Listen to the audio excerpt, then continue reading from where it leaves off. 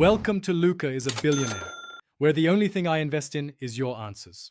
In this video, I will explain how to check the oil in your Subaru Forester.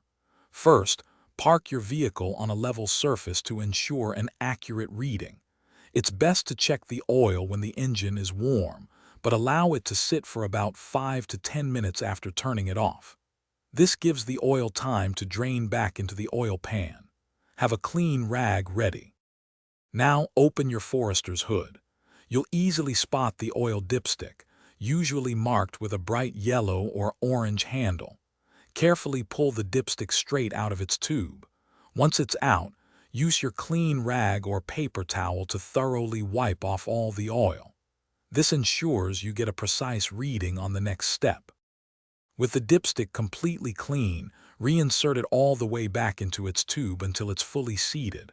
Wait a second or two, then pull it out again. Now, look at the oil level on the dipstick. It should fall between the two indicator marks, often labeled full and add or with dots. This range indicates a proper oil level.